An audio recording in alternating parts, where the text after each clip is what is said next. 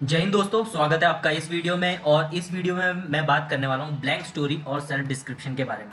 तो ये जो दो चीज़ें होती हैं ये हम लोगों को पहले से ही प्रिपेयर करके जानी होती हैं एसएसबी के लिए। तो सबसे ईजीएस्ट टेस्ट आप मान सकते हैं, क्योंकि हम लोगों को कोई फ्रीडम दी जाती है, कोई भी रिस्ट्रिक्शंस नहीं होती, हम लोग पहले से ही कुछ भी सोच के जा सकते हैं। तो जितना ईजी टेस्ट है ये, और उतना ही कॉम्प्लेक्स हो जाता है अगर आप इसके लिए सही से तैयारी नहीं करते हैं। तो ये जो ब्लैंक स्टोरी और सेल्फ डिस्क्रिप्शन है इसको मैं समझाने वाला हूँ, और इसी के साथ मैं आपको एग्जांपल भी दिखाऊंगा एक रेकमेंडेड कैंडिडेट की ब्लैंक स्टोरी और सेल्फ डिस्क्रिप्शन के बारे में। तो ये जो दोस्त मेरा देख सकते हैं, ये इसका नाम है AK Naveen Raj. He recently got recommended for ACC 125। Congratulations to him. हम लोग इसकी SD और ब्लैंक स्टोरी को एनालाइज करेंगे, देखेंगे कैसे लिखा जाता है SD को और ब्लैंक स्टोरी को, और स्ट्रेटेजी के बारे में भी मैं आपको बताऊंगा। तो सबसे पहले बात करते हैं ब्लैंक स्टोरी की। तो हम लोगों को पता है कि जब हम लोग साइड टेस्ट देते हैं तो उसमें सबसे पहला टेस्ट होता है टैग, और जो कि सबसे इंपॉर्टेंट टेस्ट माना जाता है। उसमें हम लोगों को 11 पिक्चर्स दिखाई जाती हैं। उसमें 30 सेकंड के लिए हम लोगों को एक पिक्चर फ्लैश की जाती है और 4 मिनट्स दिया जाता है उस पिक्चर पे एक स्टोरी लिखने के लिए। जब हमारी 11 पिक्चर्स दिखा दी जाती हैं और 11 स्टोरीज कंप्लीट हो जाती हैं, तब हमें एक 12th स्लाइड दिखाई जाती है, जो कि एक ब्लैंक स्लाइड होती है, और उस पर हम लोगों को एक स्टोरी लिखनी होती है। उसे हम ब्लैंक स्टोरी कहते हैं। तो ब्लैंक स्टोरी के लिए हमारे पास बहुत सारा फ्रीडम होता है, हम लोग घर से प्रिपेयर करके ले जा सकते हैं। तो इसमें मैं बात करने वाला हूँ डूज एंड डोंट्स की, कि हम लोगों को क्या करना चाहिए, क्या नहीं करना चाहिए। अब सबसे पहले डूज की बात करते हैं। सबसे पहले यार आपको ना इंट्रोस्पेक्ट करना पड़ेगा कि आपकी जो लाइफ है वो कैसी रही है, अपने बारे में सोचना पड़ेगा और एनालाइज करना पड़ेगा अपने PIQ को। क्योंकि जब तक आपकी स्टोरीज में, टैट की स्टोरीज में, वैट, SRT, SDT में कॉन्ग्रुएंस नहीं आएगा ना, अगर आप किसी और की स्टोरीज कॉपी कर रहे हो तो वो आपका कॉन्ग्रुएंस नहीं आ सकता, क्योंकि वो आपने किसी और की लिख दिया, तो वो आपके PIQ या आपकी पर्सनालिटी से मैच नहीं करेगा। तो सबसे पहली चीज़ है आपको इंट्रोस्पेक्ट करना चाहिए और एनालाइज करना चाहिए अपने PIQ को अच्छे से। और दूसरी जो टिप्स है मैं देना चाहूँगा, रियल लाइफ एक्सपीरियंस से आपकी स्टोरी रिलेट करनी चाहिए। अगर आपने कोई अभी तक अचीवमेंट्स हासिल किए हैं, आपने कहीं आपने गोल अपना अचीव किया है, उस पर आप स्टोरीज लिख सकते हैं। और अगर आपकी वो रियल लाइफ एक्सपीरियंस से रिलेटेड स्टोरी है तो आपके एक्शंस अपने आप आ जाएंगे, क्योंकि आपको फिर उसके लिए सोचना नहीं पड़ेगा, क्योंकि वो आपने अचीवमेंट अगर हासिल किया है तो उसके लिए आपने हार्डवर्क किया होगा, एफर्ट्स लगाए होंगे, वही एक्शंस होते हैं। तो आपको वो लिखने में आपको बिल्कुल दिक्कत नहीं आएंगी, तो अपने आप आपकी एक्शन ओरिएंटेड स्टोरी बन जाएगी। तो अब यार बात कर लेते हैं डोंट्स की। ये बहुत ही ज़्यादा खतरनाक चीज़ है, क्योंकि initially in my earlier attempt मैंने भी ये गलतियां की हैं, और मैं सजेस्ट करूंगा कि आप ये गलतियां बिल्कुल मत करिए। सबसे पहले हम क्या कोशिश करते हैं कि इंप्रेस करने के लिए असेसर को हम लोग बेस्ट स्टोरी सर्च करते हैं इंटरनेट पे, कि हम लोगों को ब्लैंक स्टोरीज में सबसे बेस्ट स्टोरी कौन सी हो सकती है, उसको हम लिख देंगे। और इसी के चक्कर में हम लोग ना कुछ सुपरफिशियल स्टोरीज लिख देते हैं, जो मतलब एक बंदा कर ही नहीं सकता है, और वो हम लोग लिख देते हैं। और फिर जब वो हमारा PIQ देखते हैं कि इसका PIQ क्या है, और जब इंटरव्यू में हम लोग बातें करते हैं तो वो कॉन्ग्रुएंस नहीं आ पाता। तो ये चीज़ ना बहुत ही बिग नो है। हम लोगों को कभी भी बेस्ट स्टोरीज के चक्कर में नहीं पड़ना चाहिए, अपनी रियल लाइफ एक्सपीरियंस से स्टोरीज बनानी चाहिए। दूसरी चीज़ ये भी हम लोग बहुत करते हैं, कॉपिंग स्टोरीज ऑफ रिकमेंडेड कैंडिडेट। ये भी बिल्कुल नहीं करना चाहिए। आप थोड़ा सा देख सकते हैं रिकमेंडेड कैंडिडेट की ब्लैंक स्टोरी को, आप थोड़ा सा एनालाइज कर सकते हो उसको, क्या उसकी स्ट्रेटेजी है, वो आप अपना सकते हैं, क्योंकि सबकी स्ट्रेटेजी ना डिफरेंट होने वाली है, और आपके लिए क्या काम करने वाला है ये किसी को नहीं पता। तो आप उसके लिए जो काम किया है वो आपके लिए काम करेगा, ये ज़रूरी नहीं है। तो आप बस थोड़ा सा आइडिया ले सकते हैं। इसी के लिए मैं आपको बस एक ब्लैंक स्टोरी दिखा दूंगा। Please there is a disclaimer, उसको कभी कॉपी मत करिएगा। आपकी स्टोरी आपकी यूनिक होनी चाहिए, आपकी लाइफ से रिलेटेड होनी चाहिए। तीसरी बात करते हैं सेल्फ सेंटर्ड स्टोरीज। यार सेल्फ सेंटर्ड स्टोरीज का मतलब है कि हम लोग अचीवमेंट्स तो हासिल कर लेते हैं, लेकिन बहुत सारे अचीवमेंट्स ऐसे होते हैं जिसमें हम लोग बहुत सारी सोसाइटी के अदर मेंबर्स को भी इंक्लूड करते हैं। तो अगर आपकी सेल्फ सेंटर्ड स्टोरी है, कोई प्रॉब्लम नहीं है उसमें, लेकिन अगर आप इसमें अपनी सोसाइटी के अदर मेंबर्स को इंक्लूड कर लेंगे, वो आप कैसे आपकी स्टोरी में पार्ट निभाते हैं, तो वो स्टोरी बहुत ही शानदार हो जाएगी। तो अब मैंने आपको डूज एंड डोंट्स के बारे में बता दिया है, और ये देखिए आप ACC का हमारा दोस्त रेकमेंड हो गया है। He is just waiting for his merit list, और मेडिकली फिट भी हो गया है। तो चलो आगे बढ़ते हैं। अब AK नवीन राज की सैंपल ब्लैंक स्टोरी के बारे में देखते हैं। तो ये जो ब्लैंक स्टोरी है इसको मैं पढ़ के बताता हूँ आपको। नवीन 24 was serving in the army. He recently cleared his ACC written exam and started preparing himself for his upcoming SSB. For that, he took guidance from young officers of his regiment. After talking to officers, he found that he lacks in communication skills, so he invested 20 to 30 minutes in speaking English in front of mirror, made proper timetable, timetable to use his time efficiently. He also gave mock interview to officers. He also started reading newspaper and watching news to improve his general awareness. At last, he gave his SSB with confidence and cleared it. तो आप देख सकते हैं नवीन ने जो अपनी blank story है वो अपनी रियल लाइफ एक्सपीरियंस से ही बनाई है। जैसे उसने एसी से का एग्जाम क्लियर किया, उसके बाद एसएसबी के लिए कैसे प्रिपेयर किया, तो इसकी स्टोरी इसकी पीआईक्यू और पर्सनैलिटी से बहुत ही मैच कर रही थी। तो इसकी स्टोरी आप एग्जाम्पल की तरह आप इससे लर्न कर सकते हैं। लेकिन आपको एक चीज़ बता दूं, बिल्कुल कॉपी करने की कोशिश मत करना, क्योंकि ये बहुत ही बड़ा ये आपको ज़्यादा हार्म पहुंचा देगा फ़ायदा करने से। तो बस आप इससे थोड़ा सा इंस्पायर हो सकते हैं, पढ़ सकते हैं, इससे थोड़ी सी सिमिलर स्टोरीज बना सकते हैं। आपने कोई अचीवमेंट किया हो, आपने किसी गोल के लिए तैयारी की हो, कैसे की है आपने, कैसे उसको अचीव किया है, उस पर आप स्टोरीज बना सकते हैं। बट बिल्कुल कॉपी पेस्ट मत कर दीजिएगा। तो ये था ब्लैंक स्टोरी का हमारा स्ट्रेटेजी और मेरे दोस्त की सैम्पल ब्लैंक स्टोरी। अब बात करते हैं सेल्फ डिस्क्रिप्शन की, SDT। ये जो हमारा टेस्ट है, ये हमारा साइट टेस्ट सबसे आखिरी साइट टेस्ट होता है और इसमें हम लोग को 15 मिनट्स दिए जाते हैं और 5 पैराग्राफ्स लिखने होते हैं। उसमें पेरेंट्स का ओपिनियन, फ्रेंड्स का ओपिनियन या कलीग्स का ओपिनियन अगर आप काम कर रहे हैं, सीनियर्स, एम्प्लॉयर्स या टीचर्स का ओपिनियन, अगर आप स्टूडेंट हैं तो टीचर्स का ओपिनियन लिखना पड़ेगा, और अगर आप काम कर रहे हैं तो आपको अपने सीनियर्स या बॉस का ओपिनियन लिखना पड़ेगा। फिर अपना आता है चौथा सेल्फ, आप अपने बारे में क्या सोचते हैं, सेल्फ इमेज क्या है आपकी। और फिफ्थ आपका फ्यूचर, उसमें आप अपने आप को फ्यूचर में कैसे देखते हैं। तो ये जो 5 पैराग्राफ हैं, आप अगर 15 मिनट में आपको लिखना है तो 3 मिनट्स ईच में अगर आप बांटते हैं तो आपको 3 मिनट्स मिलेंगे। तो ये सफिशिएंट टाइम होता है, क्योंकि हम लोगों को पहले से ही प्रिपेयर करके ले जाया जा सकता है सेल्फ डिस्क्रिप्शन टेस्ट को। तो इसकी भी बहुत सारी इंपॉर्टेंस होती है, तो इसको भी आप हल्के में मत लीजिए, अच्छे से प्रिपेयर कीजिए इसके बारे में।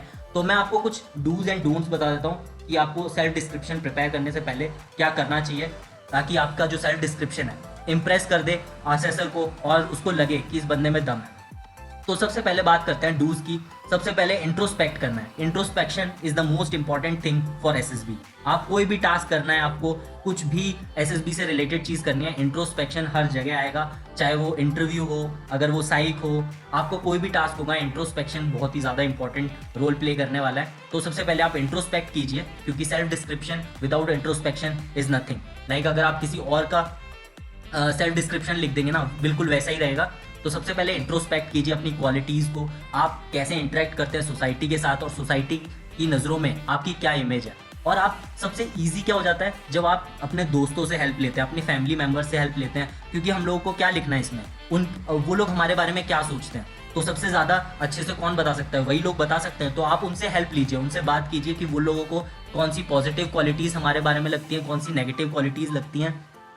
इसीलिए मैं बताना चाहूँगा कि आप अगर फैमिली मेम्बर्स और फ्रेंड से हेल्प लेंगे तो आपका बहुत ही ज़्यादा टास्क ईजी हो जाएगा और आप बहुत आसानी से अपनी सेल्फ डिस्क्रिप्शन लिख सकते हैं। और एक और टिप देना चाहूँगा मैं, आप अगर सेल्फ डिस्क्रिप्शन में अपनी जो क्वालिटीज़ है उनको आप लिख रहे हैं और अगर आपने उसमें एग्जाम्पल्स मेंशन कर दिए, मतलब एग्जाम्पल्स आप तभी लिख सकते हैं मतलब वो क्वालिटीज़ आप में होंगी, वरना आपको एग्जाम्पल्स एग्जैजरेट करने पड़ेंगे, ढूंढ के किसी और का लिखना पड़ेगा, तो वो आपके कॉन्ग्रुएंस में नहीं आएगा, आपके पीआईक्यू में नहीं दिखेगा, आपकी पर्सनैलिटी में कन्फ्लिक्ट कर जाएगा, कॉन्ट्रडिक्ट कर जाएगा। तो एग्जाम्पल्स आप पहले से ही सोच के रखिए, क्योंकि ये जो एग्जाम्पल्स हैं ये आपके पर्सनल इंटरव्यू में भी काम आएंगे। जब भी वो क्वालिटीज़ के बारे में बात करेंगे तो ये एग्जाम्पल्स आपको बताने पड़ेंगे, ताकि आप अपनी इस चीज़ क्वालिटीज़ को प्रूव कर पाएँ। तो ये जो 3 चीज़ें थी, ये थी डूज फॉर सेल्फ डिस्क्रिप्शन टेस्ट। अब बात करते हैं 2 चीज़ों के बारे में जो हमें नहीं करनी चाहिए जब हम सेल्फ डिस्क्रिप्शन टेस्ट लिख रहे होते हैं। सबसे पहली चीज़, copying SD of recommended candidate, जो कि मैं आपको SD दिखाने वाला हूँ रिकमेंडेड कैंडिडेट की, लेकिन वो दिखा रहा हूँ इसका मतलब ये नहीं है कि आप पूरा उसका छाप दो।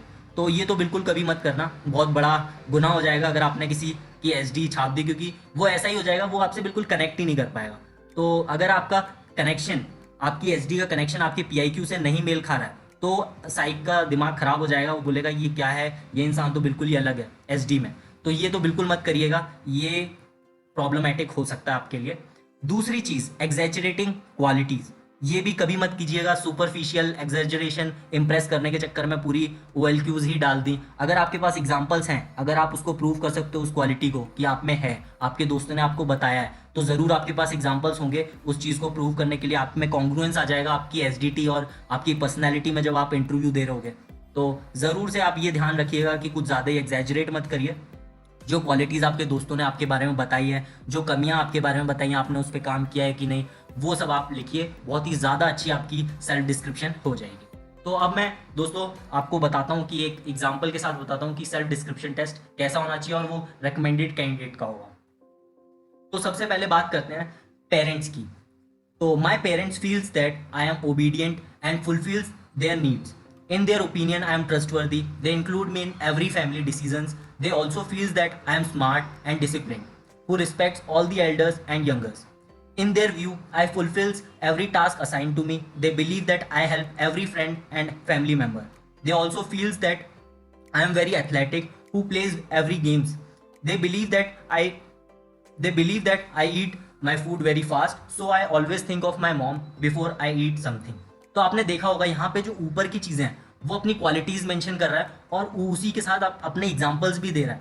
तो एग्जांपल्स और क्वालिटीज़ दोनों साथ साथ में चलेंगी और आप एक जो एरियाज ऑफ इम्प्रूवमेंट है वो भी आपको लिखने चाहिए। अब ये ऐसा नहीं होना चाहिए कि आप बिल्कुल ऐसी क्वालिटी कोई लिख दो जो आपको ज़्यादा हार्म पहुँचा दे। आप ज़्यादा तेज़ी से खाना खाते हैं, ये कोई ऐसी क्वालिटी नहीं है जो आपकी कैरेक्टर को डिफाइन करेगी या आपके कैरेक्टर को नेगेटिवली पोर्ट्रेट करेगी। तो आप ज़्यादा तेज़ी से खाना खाते हैं तो आप स्लोली कर सकते हैं, और अगर आपको खाना खाते समय अपनी मम्मी की याद आती है तो ज़रूर आप कम करेंगे, और ये इम्प्रूव करने वाली जगह है, आप कर सकते हैं और ये कोई बड़ा फॉल्ट भी नहीं है आपकी पर्सनैलिटी और कैरेक्टर में। तो अब आगे बढ़ते हैं, पेरेंट्स से आते हैं सीनियर्स पे। अब जैसे AK नवीन राज आर्मी में सर्व कर रहा है तो उसके सीनियर्स होंगे और या कमांडर्स होंगे, तो उनके बारे में सोचते हैं कि वो AK नवीन राज के बारे में क्या सोचते हैं। My seniors think that I complete every duty that is assigned to me. They also feel that I am active, who participates in every sports in the battalion. They believe that I am very dedicated to my trade as I work more in my section. They also feel that I am disciplined and good in drill, as they also forward my name in table drill and gave my name for the Republic Day parade. तो आपने ये देखा, ये जो achievement है, this is a big achievement, हर किसी को नहीं मिल सकता ये। तो ये अचीवमेंट्स, आपके एग्जाम्पल्स आपको बहुत ही ज़्यादा आपकी SD को अच्छा कर सकते हैं। अगर आपने कोई अचीवमेंट किया है तो ये ज़रूर मेंशन कीजिए। ये आपके जो क्वालिटीज़ आपने मेंशन किया उनको रॉक सॉलिड कर देता है। तो फिर इसके आगे पढ़ते हैं। They think that I have the calibre to become an officer as I am dedicated towards my goal preparing for the SSB. They believe that one day I will make my regiment proud. तो दोस्तों आपने ये जो seniors का जो opinion है AK Naveen राज के बारे में वो आपने देखा, इसमें क्वालिटीज़ भी मेंशन्ड है, अचीवमेंट्स भी मेंशन्ड है in order to prove those qualities. चलो अब आगे बढ़ते हैं और बात करते हैं कलीग्स के बारे में. In their opinion I am supportive in nature as I motivate and guide the young recruits. They also feel that I am dedicated towards my trade as I work and give extra time to my sections. They think that I am kind person who behaves gentle towards the seniors as well as the juniors. They feel that I am friendly, who shares everything accordingly. They enjoy my company as I work together with subordinates who makes them laugh. They feel that I spend my money in buying gadgets. For that, I have deleted all the online shopping apps. तो आप देख सकते हैं ऊपर बहुत ही प्यार से अपनी क्वालिटीज़ बताई, उतना एग्जाम्पल्स दिए उसको प्रूव करने के लिए, उसी के साथ एक ऐसी क्वालिटी बता दी जहाँ पे वो इम्प्रूव कर सकता है, और इम्प्रूव करने के लिए क्या किया वो भी बता दिया. मतलब वो अब आजकल हम लोग क्या करते हैं, बहुत ज़्यादा ऑनलाइन शॉपिंग करने लगे हैं जो कि बहुत ही नॉर्मल सी चीज़ हो गई है. तो उसके लिए क्या किया, ऑनलाइन शॉपिंग ऐप्स को उड़ा दिया. तो आप देख सकते हैं बहुत ही प्यार से अपनी एक एरिया इम्प्रूवमेंट बता दिया और उसके लिए क्या किया वो भी बता दिया. तो आप इससे इंस्पायर्ड अपना SDT लिख सकते हैं, but do not try to copy it because it will more harm you than benefiting you.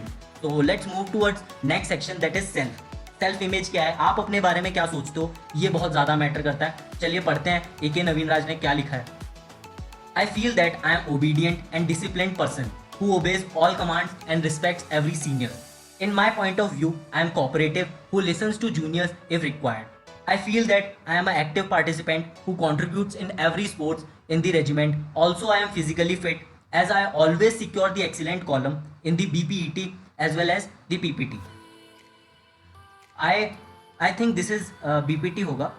So I feel that I am very dedicated and hardworking person who is doing everything to crack SSB. As I am a bit hesitant in English speaking, for that I invest half an hour by speaking in front of mirror. I feel that I will achieve my ambition and make my parents and regiment proud. तो आपने देखा होगा कि जो AK Naveen राज ने बहुत सारे paragraphs लिखे हैं SDT में, बहुत सारी क्वालिटीज़ ना रिपीट हो रही हैं, कॉन्ग्रुएंस है. ऐसा नहीं है कि एक बंदा उसको डिसिप्लिन समझता है तो दूसरा बंदा उसको डिसिप्लिन नहीं समझता है, ओबीडियंट समझता है तो उसको सब ओबीडियंट समझते हैं। तो आप ये जो कॉन्ग्रुएंस है ये लाना बहुत ज़रूरी है। आपकी क्वालिटीज़ मेंशन करने के साथ साथ आपने देखा होगा फिजिकली एक्टिव है, फिजिकली फिट है, ये हर जगह पे आएगा। तो ये चीज़ अगर फिजिकली फिट होंगे तो आप लाइफ की बहुत सारी फील्ड्स में ना फिजिकली एक्टिव ही दिखोगे। ऐसा नहीं है कि एक जगह आप बहुत ज़्यादा तेज़ हो और दूसरी जगह आप फिजिकली फिट ही नहीं हो। तो इसी के साथ आपने देखा एक एरिया ऑफ इम्प्रूवमेंट भी है, जो कि हमारा जो हम लोग एसएसबी वाले एस्पिरेंट्स होते हैं, हम सब की ये प्रॉब्लम होती है कि हम लोग कम्युनिकेशन स्किल्स पे काम करते हैं, हम लोग वहाँ पे लैग करते हैं, जिसकी वजह से हम लोग अपने आइडियाज़ को पोर्ट्रे नहीं कर पाते हैं, इन्फ्लुएंस नहीं कर पाते हैं ग्रुप डायनामिक्स को due to our communication skills. तो आप इंग्लिश स्पीकिंग स्किल्स को और कम्युनिकेशन स्किल्स को कैसे इंप्रूव करते हो ये भी आप बता सकते हो, और जैसे कि ए के नवीनराज ने भी बताया। और फिर लास्ट में आप एक पॉजिटिव नोट के साथ एंड कर सकते हो। अब आते हैं सबसे आखिरी पार्ट पे एसडीटी के, that is future self. I want to become a successful person through sustained hard work. I want to be more responsible and respected citizen of my society.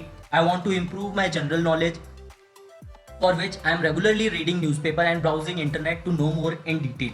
तो आपने देख लिया, इसी के साथ हमारा सेल्फ डिस्क्रिप्शन खत्म हो जाता है। और आपने देखा ये जो एरिया ऑफ इंप्रूवमेंट है, जनरल अवेयरनेस हो गया, कम्युनिकेशन स्किल्स हो गया, इसके लिए आपने रीडिंग न्यूज़पेपर स्टार्ट कर दिया, आपने इंटरनेट पे न्यूज़ देखना चालू कर दिया। ये नहीं कि आप इंटरनेट पे आपका जीके खराब है, आपको जनरल अवेयरनेस है नहीं, लेकिन तब भी आप उसके लिए कुछ कर नहीं रहे हो, आप नेट पे यूज़ कर रहे हो, नेट पे कुछ ऐसी चीज़ देख रहे हो जिससे आपकी जनरल अवेयरनेस नहीं बढ़ रही है। तो अगर आपको पता है आपकी जनरल अवेयरनेस वीक है तो आपको उसके लिए क्या करना है वो आपको पता होना चाहिए। तो दोस्तों ये थी सेल्फ डिस्क्रिप्शन टेस्ट और ब्लैंक स्टोरी और इसके सैंपल्स। और अगर आपको कोई भी डाउट होता है तो आप मुझे मेल कर सकते हैं ankur97yadav@gmail.com पे। अगर आपको मुझसे चैट करना है तो आप मुझे इंस्टाग्राम पे फॉलो कर सकते हैं, मैं आपको ज़रूर से रिप्लाई करूँगा। और अगर आपको मेरा इसका PDF चाहिए, इसका PDF चाहिए तो आप ये टेलीग्राम चैनल ज्वाइन कर सकते हैं, लेवल लाइफ लेस ऑर्डिनरी। आपको बहुत सारा स्टडी मटेरियल रिगार्डिंग एसएसबी मिल जाएगा फ्री ऑफ कॉस्ट। और अगर आपको ये वीडियो अगर थोड़ा सा भी हेल्प करता है तो ज़रूर से वीडियो को लाइक कीजिए, शेयर कीजिए, और अगर आप पहली बार इस चैनल पर आ रहे हैं तो सब्सक्राइब कीजिए। Thanks a lot for watching this video. मिलते हैं आपसे नेक्स्ट वीडियो में। Thank you.